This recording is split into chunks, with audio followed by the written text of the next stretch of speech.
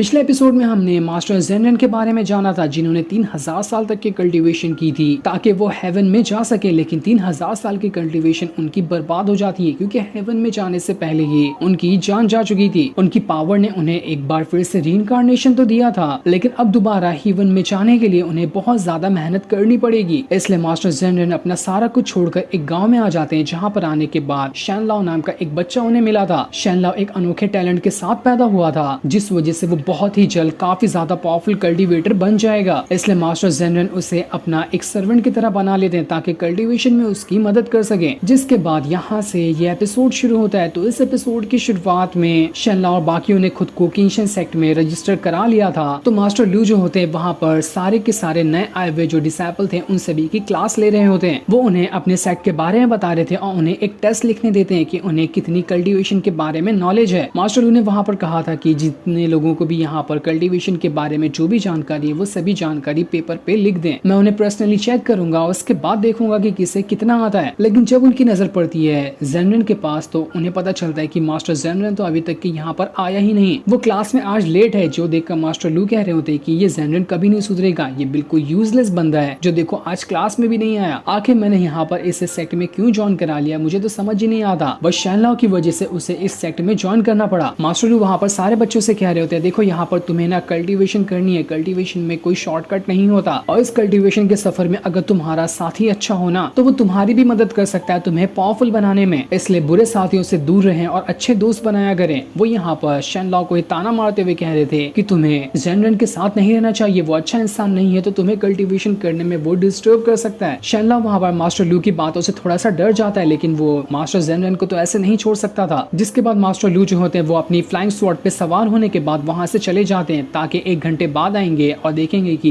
किसने यहाँ पर किस तरह का टेस्ट लिखा है। उनके जाने के बाद सारे बच्चे आपस में बातें कर रहे थे कि यहाँ पर सेक्ट में तो ये भी रूल है ना कि हम आपस में एक दूसरे के साथ शेयर कर सकते हैं। अगर कुछ चीज नहीं आती है तो इसका मतलब ये है कि हम दोनों सब आपस में मिलकर एक दूसरे की हेल्प करते हैं इस टेस्ट को पूरा करने में। कुछ लोगों का जो यहाँ पर डाउट था अपने टेस्ट को लेकर, तो वो लोग यहाँ पर शैनलाओ के पास आते हैं और उससे पूछ रहे होते हैं कि क्या तुम्हें पता है कि हमने जो यहाँ पर आंसर लिखा है वो सही है या फिर गलत। हमने अपने मन से ही आंसर लिखा है। जिस पर शैनलाओ उन्हें बता रहा होता है कि यहाँ पर तुम्हारे आंसर में थोड़ी सी गड़बड़ी है और जो भी गड़बड़ी होती है वो वहाँ पर उन्हें ठीक करके दे रहा था, क्योंकि ये सारी चीजें जेनरेन ने यहाँ पर शैनलाओ को पहले से ही बता दी थी सेक्ट में आने से। इस वजह से कल्टीवेशन का बेसिक तो शैनलाओ को बहुत ही परफेक्ट तरह से आता है। मिस्टर जू जो था वो शैनलाओ को देखकर काफी ज्यादा हैरान था कि ये तो शैनलाओ काफी ज्यादा टैलेंटेड है, मानना पड़ेगा इसे। इसकी उम्र छोटी है लेकिन कल्टीवेशन में इसकी अंडरस्टैंडिंग ना बड़े बड़ों से भी ज्यादा है। मेरे ख्याल से ज्यादा दिन नहीं लगेगा इस शैनलाओ को मॉर्टल से इमॉर्टल बनने में। ये कुछ ही दिन के अंदर कल्टीवेटर बनते हुए ये इमॉर्टल बन जाएगा। इसलिए मैं अपनी कोशिश नहीं छोड़ूंगा इस शैनलाओ को अपना दोस्त बनाने में। मैं कैसे भी करके यहाँ पर शैनलाओ को अपना दोस्त बनाना ही चाहता हूँ ताकि उसके जरिए मैं भी अपनी कल्टीवेशन स्पीड को बढ़ा सकूं। मुझे लगता है ना कि मैं बिल्कुल परफेक्ट हूँ शैनलाओ का दोस्त बनने के लिए, वो मुझे मना भी नहीं करेगा। शैनलाओ वहाँ पर सारे के सारे जो स्टूडेंट लोग थे उन सभी से कह रहा होता है कि देखो मैं जो आपको आंसर बता रहा हूँ ना, ये सारा का सारा आंसर मुझे पहले से मेरे मास्टर जेनरेन ने बता दिया था। इसी वजह से मैं आप लोगों के सवालों का इतना अच्छी तरह से जवाब दे पा रहा हूँ क्योंकि मेरे मास्टर बहुत ही ज्यादा टैलेंटेड है। तब वहाँ पर मिस्टर जू आता है। वो वहाँ पर आने के बाद शैनलाओ से कह रहा था कि शैनलाओ तुमने आज सुना ही होगा ना कि मास्टर लू क्या करके गए हैं कि हमें अच्छे इंसान से दोस्ती करनी चाहिए। जब तुम्हारे दोस्त अच्छे रहेंगे तो वो तुम्हारी मदद कर सकते हैं कल्टीवेशन वगैरह में। तो मैं क्या सोच रहा था कि तुम मेरे दोस्त बनोगे। मैं यहाँ पर ना काफी पुराना डिसाइपल हूँ और काफी लोग ऐसे हैं जो मुझसे दोस्ती करना चाहते हैं, लेकिन मैं किसी अच्छे इंसान की तलाश में था जो मेरा दोस्त बनने के लायक हो। तुम मुझे बिल्कुल परफेक्ट लगते हो, तो क्या हम दोनों यहाँ पर अपनी दोस्ती का हाथ आगे बढ़ा सकते हैं क्या। लेकिन शैनलाओ कहता है नहीं, मैं यहाँ पर तुमसे दोस्ती नहीं कर सकता। जो काम मुझे मेरे मास्टर जेनरेन करने कहेंगे मैं वही करूंगा, उनके परमिशन के खिलाफ मैं कभी नहीं जा सकता। मिस्टर जू कह रहा था कि अरे यार जरा तुम खुद को तो देखो, तुम पैदा ही कितने अच्छे टैलेंट के साथ हुए हो, तुम्हारा फ्यूचर भी कितना ब्राइट है, लेकिन आखिर तुम उस जेनरेन जैसे घटिया इंसान के पीछे क्यों पड़े रहते हो। उसके पास तो ना ही कल्टीवेशन पावर ना ही कोई नॉलेज है। तुम्हें उस जैसे इंसान से दोस्ती नहीं करनी चाहिए। तुम जितना उससे दूर रहोगे ना इसमें तुम्हारा ही फायदा है, वरना उसके साथ रहने पर तुम आगे चलकर उसी की तरह लूजर बन जाओगे। ये सुनकर तो शैनलाओ को काफी ज्यादा गुस्सा आ जाता है। वो मिस्टर जू से कहता है कि अपनी जुबान संभाल के बात करिए, आप मेरे मास्टर के बारे में इस तरह से बातें नहीं कर सकते। यहाँ पर जो भी मैं चीज यहाँ के स्टूडेंट लोग को सिखा रहा हूँ ना वो सब मेरे मास्टर ने मुझे पहले से सिखा दी थी। मेरे मास्टर इतने पावरफुल है कि वो अकेले पूरी उंगली में इस पूरे सेट को नचा सकते। तुम लोगों ने क्या समझ के रखा है मास्टर को। ये सुनकर सारे के सारे लोग हैरान थे कि क्या सच में तुम सच कह रहे हो। जेनरेन जैसा लूजर इंसान ने तुम्हें कल्टीवेशन का बेसिक सिखाया और उसकी वजह से तुम आंसर दे पा रहे हो क्या। नहीं, हमें तुम्हें झूठ लगता है ये बात? तुम्हारा मास्टर अगर इतना ही पावरफुल है ना तो जरा उसे दिखाने बोलो, वो जरा हमें अपनी पावर दिखाए, उसके बाद हम समझ जाएंगे कि तुम्हारा मास्टर जो है ज़ेनरेन वो कोई लूजर नहीं बल्कि बहुत ही ज्यादा टैलेंटेड बंदा है। लेकिन युनशन कह रही होती मुझे तो ज़ेनरेन पे पूरा भरोसा है कि ज़ेनरेन बहुत ही ज्यादा टैलेंटेड बंदा है। मैं पहली बार ही उसे देखकर समझ चुकी थी कि कोई मामूली इंसान तो बिल्कुल भी नहीं है। ये सारे लोग यहाँ पर बातें कर ही रहे थे कि तभी वहाँ पर ज़ेनरेन आ जाता है। ज़ेनरेन वहाँ पर आने के बाद शनलाओ से कहता है कि शनलाओ मेरे साथ चलो, घर का जो स्टोव है ना वो खराब हो गया है इसलिए मैं खाना गर्म नहीं कर पा रहा, तो तुम्हें अभी के अभी मेरे साथ चलना होगा। जिस पर शनलाओ कहता है ठीक है मास्टर मैं आपके साथ अभी चल। मिस्टर जू वहाँ पर ज़ेनरेन से कहता है कि अबे यार तू क्या समझता है खुद को, जरा अपनी कल्टीवेशन पावर देख और इस बच्चे को देख, ये पैदा टैलेंट के साथ हुआ है और इसका फ्यूचर ब्राइट है। आखिर तेरी हिम्मत कैसे हुई इतने पावरफुल और अच्छे फ्यूचर वाले बंदे को अपना नौकर बनाने की, तो खुद को समझता क्या है? शनलाओ मिस्टर जू से कहता है कि देख यहाँ पर मेरे मास्टर के सामने ना उनकी बुराई मत कर, वरना मुझसे बुरा कोई भी नहीं होगा। मैं तुझे नहीं छोड़ूंगा अगर तूने मास्टर के बारे में एक भी और वर्ड कहा तो। मिस्टर जू कह रहा था कि चलो शनलाओ तुम यहाँ पर कह रहे थे ना कि तुम्हें ही तुम्हारे मास्टर ज़ेनरेन ने कल्टीवेशन का बेसिक सिखाया है, तो देखो यहाँ पर और भी कई सारे स्टूडेंट लोग हैं। अगर तुम्हारे मास्टर को इतना ही कल्टीवेशन के बारे में नॉलेज है ना तो यहाँ पर खड़े जितने भी स्टूडेंट है हर एक का डाउट वो क्लियर करके दिखा दे। अगर वो क्लियर करके दिखा देता है ना तो मैं मान जाऊंगा कि तेरा मास्टर बहुत ज्यादा टैलेंटेड बंदा है। शनलाओ मास्टर ज़ेनरेन से कहता है कि मास्टर आप करके दिखाएंगे ना, ये लोग आपकी कितनी ज्यादा बुराई कर रहे थे, ये सुनकर मुझे बिल्कुल भी अच्छा नहीं लगा, इसलिए आपको यहाँ पर इन सभी को दिखाना होगा कि आप क्या कर सकते हैं। ये सुनकर ज़ेनरेन वहाँ पर शनलाओ से कहता है ठीक है जब तुम इतना ही कह रहे हो ना तो मैं यहाँ पर सारे लोगों के डाउट क्लियर कर देता हूँ और जो भी ये लोग पूछेंगे मैं उनके बारे में उन्हें बता दूंगा। ज़ेनरेन वहाँ पर सारे खड़े स्टूडेंट लोग से कह रहा था ठीक है आप लोग यहाँ पर अपना अपना डाउट लेकर आ सकते हैं, मैं सारे के डाउट को क्लियर करने की कोशिश करता हूँ। ये सुनकर सबसे पहले युनशन जो होती है वो ही ज़ेनरेन के पास आती है और अपना टेस्ट दिखा रही होती है कि देखो मैंने यहाँ पर इसे लिखा है, अगर कुछ गड़बड़ी है तो आप इसे सही करके बता दो। ज़ेनरेन वहाँ पर कह रहा था कि तुमने यहाँ पर तो डायरेक्ट ये लिख दिया है कि उस स्वॉर्ड को कंट्रोल करने के लिए किस तरह की कल्टीवेशन लेवल की जरूरत होती है, तुम्हें अभी से ना इतने आगे के बारे में नहीं सोचना चाहिए, तुम्हें सबसे पहले बेसिक को क्लियर करना होगा, उसके बाद ही तुम्हें आगे के बारे में सोचना है। डायरेक्ट तुम आगे के बारे में सोचोगी ना तो तुम्हारा बेसिक पे ध्यान नहीं जा पाएगा। वो कुछ बेसिक कल्टीवेशन के बारे में लिख कर युनशन को दे देता है, जो देखकर मिस्टर जू वहाँ पर कह रहा था कि लगता है ना ये ज़ेनरेन यहाँ पर घर पे गया होगा और कुछ कल्टीवेशन से जुड़ी किताबें पढ़ ली होगी और उसे में से कुछ सवाल आ गया होगा, तो यहाँ पर इसने जवाब दे दिया, देखता हूँ कि बाकी लोगों का कैसा जवाब दे पाता है। जिसके बाद वहाँ पर एक दूसरा बंदा आता है, वो भी वहाँ पर अपना डाउट ज़ेनरेन के पास लेकर आया हुआ था। उसका डाउट ये था कि धर्मा बॉडी बनाने के लिए क्या हेवन और अर्थ की पावर लगती है। ज़ेनरेन उसे वहाँ पर बता रहा होता है कि देखो तुम ना सबसे पहले धर्मा बॉडी के बारे में गलत समझे हो। धर्मा बॉडी को क्लियर तरीके से बनाने के लिए सबसे पहले तुम्हें तुम्हारा बॉडी के ऊपर और तुम्हारे माइंड के ऊपर कंट्रोल होना चाहिए। ये दोनों में अगर तुम परफेक्ट होना तो उसके बाद तुम्हें हेवन और अर्थ की अंडरस्टैंडिंग होनी चाहिए। जब ये चार चीजें आपस में परफेक्ट तरह से मिलेगी ना तो उसके बाद ही तुम यहाँ पर धर्मा बॉडी को क्लियर तरीके से बना पाओगे। उसके बगैर इस चीज का इस्तेमाल करना बिल्कुल बेवकूफी होगी। धर्मा बॉडी के बारे में ज़ेनरेन को जितनी भी जानकारी थी वो सब जानकारी एक पेपर पे लिखकर उस बंदे को दे देता है। इस चीज को देखकर तो अब वहाँ पर मौजूद जितने भी स्टूडेंट थे वो सभी भाग भाग कर ज़ेनरेन के पास आते हैं और अपना डाउट लेकर आ चुके थे कि देखो मास्टर ज़ेनरेन हमें ये डाउट है, हमारा ये डाउट क्लियर कर दो। हर एक का डाउट ज़ेनरेन वहाँ पर लाइन बाय लाइन क्लियर करते जा रहा था, जो देखकर तो मिस्टर जू के वहाँ पर पसीने छूट जाते कि यार सच में ये तो सबके डाउट क्लियर करते जा रहा है। वो एक बंदे की टेस्ट पेपर को छीन लेता है जिसपे ज़ेनरेन ने आंसर लिख कर दिया था। आंसर देखने के बाद तो उसकी भी आंखें फटी की फटी रह जाती है कि यहाँ पर तो इसका आंसर इतना परफेक्ट कि इसके जितना परफेक्ट यहाँ पर कोई मास्टर वगैरह भी नहीं दिख सकता। तभी वहाँ पर मास्टर लू भी आ जाते हैं जो सभी से कहते हैं कि क्या हो रहा है यहाँ पर, इतनी भीड़ लगा के क्यों खड़े हुए हो। सारे लोग मास्टर लू को बता देते हैं कि यहाँ पर ज़ेनरेन जो है वो हमारे डाउट को क्लियर कर रहे थे। मास्टर लू हैरान था कि ये यूजलेस बंदा तुम लोगों का डाउट कैसे क्लियर कर सकता है। वो भी एक बंदे का टेस्ट पेपर लेते हैं जिसको मास्टर ज़ेनरेन ने वहाँ पर क्लियर किया था। उसे देखकर तो मास्टर लू की भी आंखें फटी की फटी रह जाती है। अरे सच में यहाँ पर तो इसने ज़ेनरेन ने कमाल ही कर दिया, इतनी परफेक्ट बॉडी की अंडरस्टैंडिंग ऐसे यूजलेस बंदे के पास थोड़ी ना होती है। इतना परफेक्ट तरीके से बॉडी को अंडरस्टैंड तो मैं खुद नहीं कर पाता हूँ। मास्टर लू वहाँ पर अपनी इज्जत बचाने के लिए कह देता है देखो सारे लोगों को यहाँ पर टेस्ट इसलिए दिया जाता है कि ताकि वो लोग अपने दिमाग को चलाएं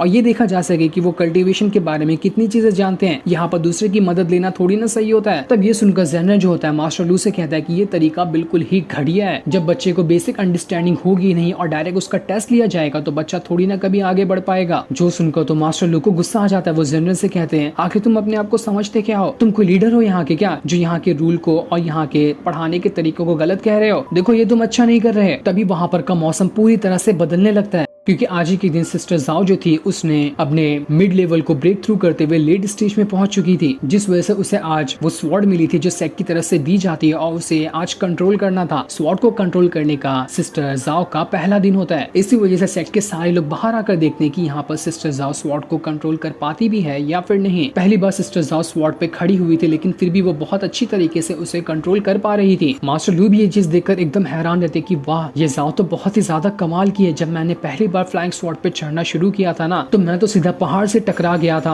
और मैंने अपनी हड्डियां तक की तुड़वा ली थी। लेकिन जाओ को तो देखो, ये कितना अच्छे से स्वॉर्ड को बैलेंस कर पा रही है। जेनरन भी वहाँ पर सिस्टर जाओ को देख रहा होता है। जहाँ पर भी थोड़ा सा बैलेंस बिगड़ता, सिस्टर जाओ वहाँ पर अपनी स्पिरिचुअल पावर का इस्तेमाल करते हुए अपनी स्वॉर्ड को बैलेंस कर लेती। इस वजह से वो बहुत ही अच्छी तरीके से स्वॉर्ड को कंट्रोल करना सीख गई थी। सारे लोग यहाँ पर सिस्टर जाओ को कांग्रेचुलेशन कर रहे होते स्वॉर्ड को कंट्रोल करने के लिए। सारे लोग सिस्टर जाओ को देख रहे थे, लेकिन मास्टर लू तो बस यहाँ पर जेनरन को देख रहा होता है। वो कह रहा था कि जहाँ तक कि मुझे लगता है ना कि मैं यहाँ पर इस जेनरन को समझ नहीं पा रहा। कोई मामूली सा यूजलेस बंदा बॉडी की इतनी अच्छी अंडरस्टैंडिंग कैसे रख सकता है? मेरे ख्याल से ना ये अंदर से बहुत ही ज्यादा पावरफुल बंदा होगा जो अपनी आइडेंटिटी छुपा कर यहाँ पर रह रहा है। वरना ऐसा बंदा मैंने अपने कल्टीवेशन के सफर में, यहाँ तक कि मैं करीब 100 साल से ज्यादा तक के जिंदा हूँ, लेकिन अभी तक कि इस तरह से बंदे से नहीं मिला था जैसा कि ये जेनरन है। मेरे ख्याल से अगर ये जेनरन सिस्टर जाओ को प्रैक्टिस में मदद करे ना, तो वो और अच्छे से एडवांस हो सकती है और वो भी यहाँ से हेवन में जाने की कोशिश कर पाएगी। लेकिन उसके लिए एक बहुत ही अच्छा मास्टर चाहिए जो कि हाल फिलहाल तो हमारे पास मौजूद नहीं है सिवाय इस जेनरन के। लेकिन इससे मुझे बात करने का मन नहीं करता क्योंकि ये एनी टाइम बहुत ज्यादा गुस्से में रहता है। इतना एरोगेंट बंदा है जिसकी कोई हद नहीं। अभी मैं इससे बोलूंगा भी ना कि ये जाए और सिस्टर जाओ को सिखा दे तो उल्टा ये मुझे ही चिल्लाने लग जाएगा। लेकिन फिर भी यहाँ पर सेट की इज्जत बचाने के लिए मुझे तो बोलना पड़ेगा ही। इसलिए मास्टर लू वहाँ पर बहाना बनाते हुए जेनरन से कह रहा होता है कि देखो, तुम यहाँ पर ना बच्चों को सिखा रहे थे तो ये बहुत अच्छी बात है, लेकिन तुम्हें पहले ना हमारे सेट की कल्टीवेशन लेवल और हमारे सेट में किस तरह से स्टूडेंट को सिखाया जाता है वो सीखना पड़ेगा। उसके बाद तुम यहाँ पर बच्चों को सिखा सकते हो, यहाँ तक कि सिस्टर जाओ को भी सिखा सकते हो। बस बात को घुमा फिरा कर मास्टर लू जो था वो जेनरन से कह रहा था कि जेनरन यहाँ पर इस चीज के लिए मान जाए। लेकिन जेनरन कहता है आखिर मैं यहाँ पर तुम्हारे सेट की कल्टीवेशन लेवल के बारे में क्यों ही सीखूंगा? तुम्हारे पास कोई ऐसा मास्टर नहीं है क्या जो सिस्टर जाओ को यहाँ पर सिखा दे? अगर ऐसा मास्टर ही नहीं है तुम्हारे पास तो सेट को खोल के क्यों रखे हो? इतना कहने के बाद वो वहाँ से जाने लगता है। जो सुनकर मास्टर लू कहता है मुझे पता ही था कि ये खड़े खड़े दोबारा मेरी बेइज्जती करके जाएगा, और देखो मेरी बेइज्जती करके ये चला गया। जेनरन के जाने के बाद मास्टर लू बस वहाँ पर सोच रहे थे कि न जाने ये जेनरन इस किंशन सेक्ट के लिए एक मसीहा बनकर आया या फिर तबाही बनकर आया। ये तो हमें फ्यूचर ही में पता चलेगा कि आगे चलकर जेनरन हमारी मदद करता है या फिर हमारे खिलाफ ही हो जाता है। इसके बाद जेनरन जो था वो अकेले ही घर में रहना शुरू कर देता है क्योंकि सुबह से रात तक के शेनलाओ सेक्ट में अपना प्रैक्टिस करने के लिए जाता था। जेनरन ने अपना अकेले ही रहकर घर का काम वगैरह करना सीख लिया था। वो बिल्कुल भी दोबारा कल्टीवेशन करना नहीं चाहता है क्योंकि उसे पता है कि अगर वो फिर से मेहनत किया और अगर उसकी किस्मत अच्छी नहीं हुई तो वो दोबारा से 3000 साल की मेहनत को बर्बाद कर देगा। ऐसे ही यहाँ पर रहते रहते एक दिन मास्टर लू जो होता है वो दोबारा से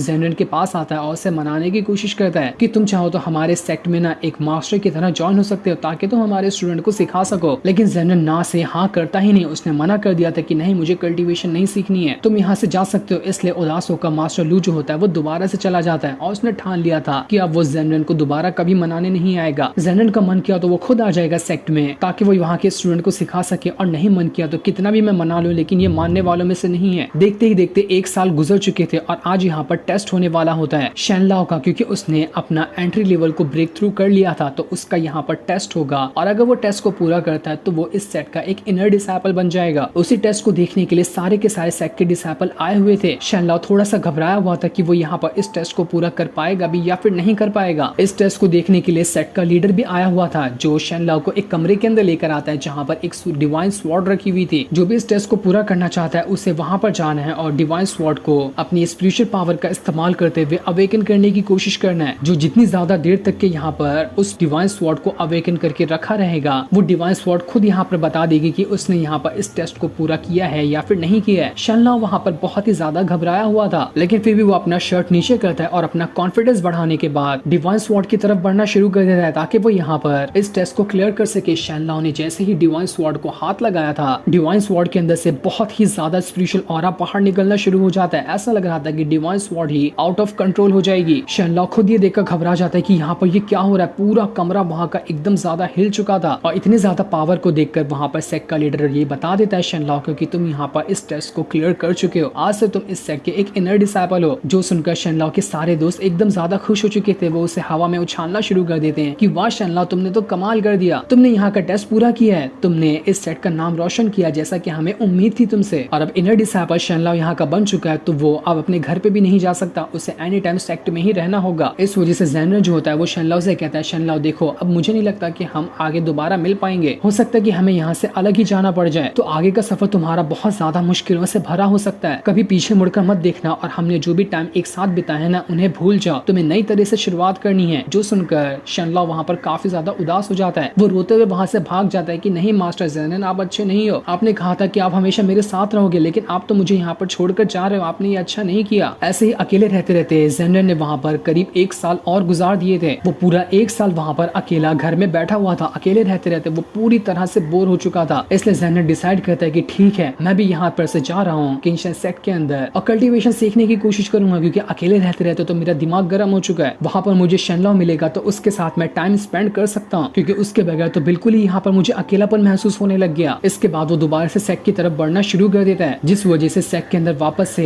एग्जाम का तैयारी शुरू कर दी जाती है। सारे डिसाइपल वहाँ पर आ चुके थे, सभी लोग कह रहे होते कि आज यहाँ पर कौन टेस्ट देने के लिए आ रहा है। हमें नहीं पता था कि इतनी जल्दी वापस से कोई टेस्ट देने के लिए आएगा, कौन यहाँ पर अपने अर्ली स्टेज को क्लियर करते हुए इनर डिसाइपल बनने वाला है, तभी तो यहाँ पर इनर डिसाइपल का टेस्ट हो रहा है। सारे लोग कह रहे थे कि यहाँ पर शनलाओ के बाद तो मिस्टर जूही एक ऐसा बंदा था जो उसके जितना टैलेंटेड हो सकता है कि वो भी आज यहाँ पर इनर डिसाइपल बनने वाला होगा, तो उसके टेस्ट की तैयारी शुरू कर दी गई है। लेकिन जैसे ही वहाँ पर मिस्टर जू आता है, सभी लोग कहते हैं कि अरे मिस्टर जू तो यहाँ पर है, तो फिर ऐसा कौन सा बंदा आ गया यहाँ पर जो यहाँ पर टेस्ट देना चाहता है। तब वहाँ पर ज़ेनरेन आता है, उसे देखकर तो सारे लोग हैरान रह जाते हैं कि क्या ज़ेनरेन यहाँ पर आया अपना टेस्ट देने के लिए, ये तो पिछला पूरा 1 साल घर में बैठा हुआ था, तो घर में बैठे बैठे इसने अपने अर्ली लेवल को ब्रेक थ्रू कर लिया क्या, जो यहाँ पर सीधा का सीधा इनर डिसाइपल बनने का टेस्ट देने के लिए आया हुआ है। ज़ेनरेन वहाँ पर किसी की भी बातों पे ध्यान नहीं देता और सीधा का सीधा कमरे के अंदर चला जाता है, जहाँ पर उसे भी डिवाइन स्वॉर्ड को छूना होगा और वो यहाँ पर टेस्ट को पास कर लेता है, तो वो भी इस सेट का एक इनर डिसाइपल बन जाएगा। मिस्टर जू तो एकदम बौखला चुका था कि ये ऐसा कैसे हो गया, ये ज़ेनरेन इतना बड़ा यूजलेस बंदा था ना, तो वो यहाँ पर अपना अर्ली स्टेज घर में बैठे बैठे कैसे ब्रेक थ्रू कर सकता है, ये सेट वाले पागल हो गए क्या जो इस जैसे लूजर बंदे को सीधा टेस्ट के लिए भेज दिए। लेकिन यूनिशन कहती है, देखो यहाँ पर ना तुम्हारी जलन साफ साफ दिख रही है, तुम ज़ेनरेन से जलते हो तभी तुम ऐसी बात कर रहे हो। मैं तो जब पहली बार ज़ेनरेन को देखी थी तभी मैं समझ चुकी थी कि वो कोई मामूली बंदा नहीं है। अभी देखो वो कैसा भौकाल मचाता है यहाँ पर, तुम देखना उसकी पावर, और इस वजह से तुम और ज्यादा बस जलते रहना, तुम्हारी जिंदगी में जलन के अलावा कुछ और रखा ही नहीं है। ये लोग यहाँ पर बातें कर ही रहे थे कि तभी वहाँ पर डिवाइन स्वॉर्ड के अंदर से इतना भयंकर ऑरा बाहर निकलता है कि वहाँ पर एक भूकंप आ चुका था, क्योंकि ज़ेनरेन के डिवाइन स्वॉर्ड के ऊपर हाथ लगाने से ही डिवाइन स्वॉर्ड ही पगला चुकी थी, वो उसकी पावर को ही हैंडल नहीं कर पाई थी। तभी वहाँ पर एक भूकंप आ चुका था, जिसके बाद ज़ेनरेन बड़ी आसानी के साथ कमरे के बाहर निकल कर आ जाता है। उसे देखकर तो सारे लोगों का मुंह खुला का खुला रह चुका था कि यार ऐसा कैसे पॉसिबल है, इसने तो डिवाइन स्वॉर्ड को हाथ लगाते साथ ही यहाँ पर भूकंप ले आया, कहीं डिवाइन स्वॉर्ड तो सही सलामत है ना, कि वो भी तो नहीं टूट गई। सारे लोग समझ चुके थे कि नहीं, ये ज़ेनरेन कोई मामूली बंदा नहीं, ये बहुत पावरफुल कल्टीवेटर है। इसलिए वो सभी उसके सामने झुककर उसे कांग्रेचुलेशन कर रहे होते हैं कि सीनियर ज़ेनरेन, आपको कांग्रेचुलेशन जो आपने यहाँ पर इस टेस्ट को क्लियर कर लिया। सबसे ज्यादा खुश तो वहाँ पर यूनशन ही होती, क्योंकि वो ज़ेनरेन को पसंद करने लग गई थी। वहीं कमरे के अंदर किंशन सेक्ट का जो लीडर होता है वो एकदम पगला चुका था, क्योंकि करीब आधा घंटा हो चुका था ज़ेनरेन को यहाँ से गए, लेकिन अभी तक कि वो डिवाइन स्वॉर्ड कंट्रोल में नहीं आई थी। ज़ेनरेन के छूते साथ ही डिवाइन स्वॉर्ड का कंट्रोल बिगड़ चुका था। किंशन सेक्ट का लीडर समझ जाता है कि नहीं, ये ज़ेनरेन कोई मामूली बंदा तो बिल्कुल भी नहीं है। इतने सालों से मैं सेट के अंदर मौजूद हूँ, आज तक कि कभी ऐसा नहीं हुआ था कि डिवाइन स्वॉर्ड अपना बैलेंस खो दे, लेकिन ज़ेनरेन के छूने के बाद आज पहली बार ऐसा हुआ है कि डिवाइन स्वॉर्ड ही अपना बैलेंस खो चुकी है। वो लीडर एकदम ज्यादा हैरान रह चुका था। जो सीन दिखाते ही ये एपिसोड यहीं पर एंड हो जाता है। थैंक्स।